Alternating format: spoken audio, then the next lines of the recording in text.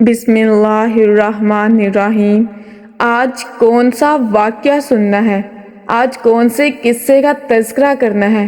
آج ایک بہت ہی دردناک واقعہ ہے۔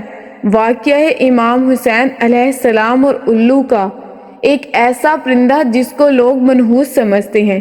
اس پرندے کو لوگ الو کے نام سے جانتے ہیں۔ کچھ لوگ گھر میں پریشانی لانے والا پرندہ کہتے ہیں۔ کچھ لوگ تو یہ سمجھتے ہیں جس گھر میں بھی یہ پرندہ بول پڑے یا جس گھر میں بھی یہ پرندہ آنے لگ جائے تو اس گھر میں بہت ہی بڑی مصیبت آنے والی ہے یا کسی کی موت ہونے والی ہے۔ یہ پرندہ ہمیشہ ویرانیوں میں ہی رہتا ہے۔ آخرکار یہ پرندہ کیوں سب سے چھپ کر ویرانیوں میں رہتا ہے؟ اس پرندے کا متعلق میں آپ کے ساتھ معلومات سے بھرپور ویڈیو شیئر کر رہی ہوں، لہذا اس ویڈیو کو آپ آخر تک ضرور دیکھیے گا۔ اگر آپ میرے چینل پر نئے ہیں تو آپ سے گزارش ہے کہ سیدہ جعفری کو سبسکرائب کریں، ساتھ میں لگے بیل آئیکن کو پریس کرنا مت بھولیے گا تاکہ آپ کو نئی آنے والی تمام ویڈیوز کے نیو نوٹیفیکیشن پر وقت مل سکے۔ میرے سیدہ جعفری کے ناظرین، آپ نے اس پرندے کو اپنی زندگی میں کبھی نہ کبھی ضرور دیکھا ہوگا۔ آپ نے یہ بھی محسوس کیا ہوگا کہ یہ پرندہ ہمیشہ اداس ہی کیوں رہتا ہے۔ میرے ناظرین، امام حسین علیہ السلام اور الو کا واقعہ، یہ واقعہ کربلا کے المناک ثانیے کے بعد کا ہے جو کہ تاریخی کتب میں مختلف انداز میں بیان کیا گیا ہے۔ کہا جاتا ہے کہ جب امام حسین علیہ السلام اور ان کے باوفات ساتھیوں کو شہید کر دیا گیا تو میدان کربلا میں سناٹا چھا گیا۔ شہداء کے پاکیزہ اجساد ہے گورو کفن پڑے رہے اور ان کی لاشوں پر گھوڑے دوڑائے گئے۔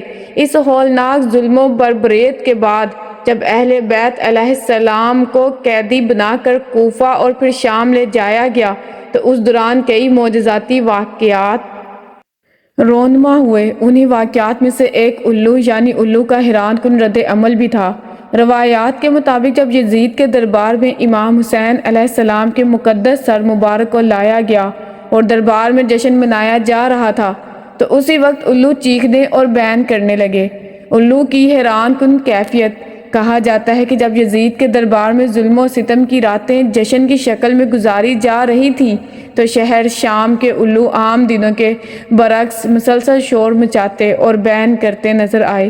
اس زمانے کے لوگ سمجھتے تھے کہ الو عام طور پر ویران جگہوں پر رہتے ہیں اور اگر وہ کسی آباد جگہ پر زیادہ تعداد میں نظر آئیں یا رونے لگیں تو یہ کسی بڑی مصیبت کی نشانی ہوتی ہے۔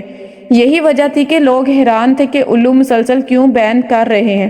کچھ روایات کے مطابق کہا جاتا ہے کہ یزید کے دربار میں بھی الو داخل ہوئے اور وہاں بیٹھ کر بلند آواز میں چیخنے لگے جیسے کہ وہ اس ظلم کے خلاف احتجاج کر رہے ہوں۔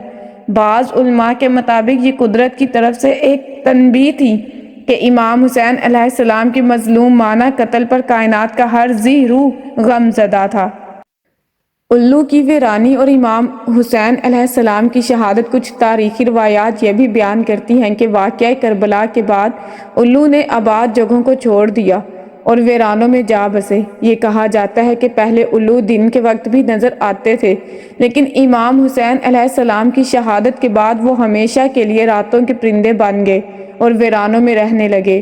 یہ واقعہ روایتی طور پر تاریخ میں بیان کیا جاتا ہے اور اس کا مقصد اس حقیقت کو اجاگر کرنا ہے کہ امام حسین علیہ السلام کی شہادت پر نہ صرف انسان بلکہ پوری کائنات غم زدہ تھی۔ یہ واقعہ اس بات کی علامت ہے کہ ظلم جیت کر بھی مٹ جاتا ہے جبکہ حق ہمیشہ باقی رہتا ہے۔ امام حسین علیہ السلام کی قربانی ہمیشہ کے لیے ایک روشن چراغ کی طرح رہے گی جو حق اور باطل کے درمیان فرق واضح کرتی رہے گی۔